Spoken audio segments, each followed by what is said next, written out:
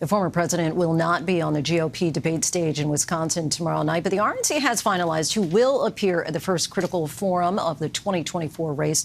Joining us now is GOP presidential candidate and former Congressman Will Hurd, who was one of a handful of candidates who the RNC says did not meet the threshold on polling to make the debate stage. Thank you so much for joining us, Congressman. Okay, so you have really blasted the RNC, saying that their criteria was unclear and arbitrary. We have the guidelines, the criteria here. There were 4. Sure. You seem to meet all of them with the exception of the polling. What more could the RNC have done to clarify this and make it fair in your understanding? First and foremost, many of these polling firms that are well-known, established polling firms, they didn't know some of the nuance. And let's take one poll, for example, that had 1,200 respondents. The RNC chose and cherry-picked not to use that poll because it had too many too many Democrats and independents in it. I thought the whole point of an election was to try to grow the choir rather than just preach to the choir, and that's just one example of the many polls that they cherry picked. And so, be a little bit clearer. I'm a dark horse candidate. I know that. What's frustrating about all of this is many of these requirements were put on the RNC by Donald Trump, and Donald Trump had the audacity not even to show up because he doesn't want to defend his record of losing. The last election he won was in 2016.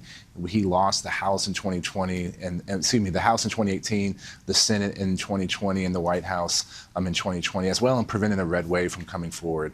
And so, but guess what? Here's the silver lining for me.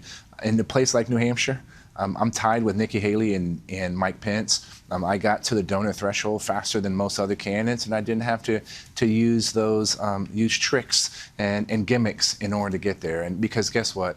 The American people want someone who's not afraid of Donald Trump, but is talking about issues of the future. How do we have unprecedented peace at a time that the Chinese government is trying to surpass us as a global superpower? How are we going to have a thriving economy at a time when new technologies like artificial intelligence is going to up in every industry, not in 10 years, but in 2 or 3 years? And how are we going to secure a border that has a humanitarian crisis? So when you talk about those gimmicks, right, you're talking about like many of the candidates who did offer raffles and gift cards in order to get people to donate. You have said that you were able to get to that threshold without that. What do you say, one, to the candidates who use those so-called gimmicks, and also to the RNC for allowing that? Well, look, the RNC can do what it wants to do, right? Like that's their call. For me, this is about. I've always said my goal is not to peak on August 23. My goal is not to peak next week. The goal is to peak later in the winter before the first election, before voting begins. And we're about 23 weeks away before voting starts. A lot can happen, and this is about building momentum. Nobody thought that a black Republican could win in a 72% Latino district along the Texas-Mexico border, but I did because I showed up to places that people didn't expect me. I talked about things people cared about, the ability to put food on the table, a roof over their head, and take care of, how can they take care of the people that they love. And so this is what I plan on doing, and this is the momentum we're trying to build, having only been in the race for 60 days. Sure. Allow me to play devil's advocate for a moment here, because the criteria was you must poll at least 1% in 3 national polls, or 1% in 2 national polls, and 1% in 1 early state poll from 2 separate carve-out states. Wouldn't you agree that the 1% threshold is relatively low? I mean, that's not really a high bar to achieve if you're running for president of the United States. Sure, I don't disagree with that, but let's take Ohio. There was only 1 poll that qualified based on some of the other requirements. The gold standard of polling in Iowa, the poll that they recently did wasn't included, and they didn't know why that was the case. And so that's the argument that I'm making. And guess what? We're driving on.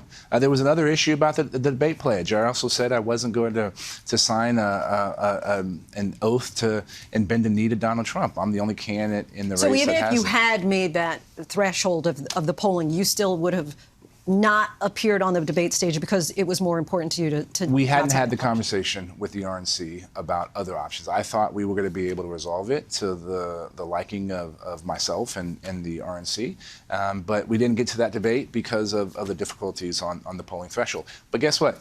We're driving on. We have momentum. And to that point, when you say you're driving on, how do you do this without, are you assuming that you will make it to the next debate stage? Sure, the debate is just one step in the whole process, right? How many debates were there in 2016? Does anybody remember how many people were there? So yes, people are going to watch it. Unfortunately, Donald Trump is going to try to suck all the wind out of that by showing up to get his mugshot on the day after the election. But the debate is just one piece.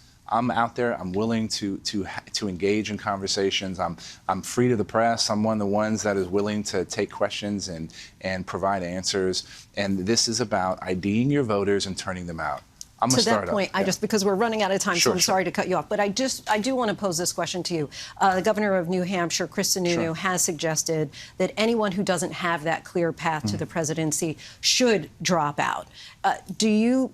One, would you consider doing that? And two, do you think that it makes it harder to take down Donald Trump, who clearly is the front runner, when you have such a wide field of Republicans who are vying for that spot? I think Governor Sununu was right that if you don't have a pathway to victory in winter, then it's time for everybody to start thinking about consolidating. I think that's pretty sound logic. And everybody that says Donald Trump is unbeatable, that's just wrong. Like, so all of us should throw up our hands. 2/3 of Americans do not want to see Donald Trump or Joe Biden on the election. And so we got to make sure that we're taking a case to the people about how do we ensure that America, this experiment called America, continues for another 247 years? That's what the question is about. How do we improve jobs in the economy for all Americans? How do we make sure our kids are ready for jobs that don't exist? These are what the debates what people want. And guess what? Not everybody is doom scrolling social media or consuming cable news, consuming politics. They're living their lives. And so races always tighten the closer you get to the election. And that's the goal. Congressman, we thank you so much for the conversation. Really appreciate you coming by.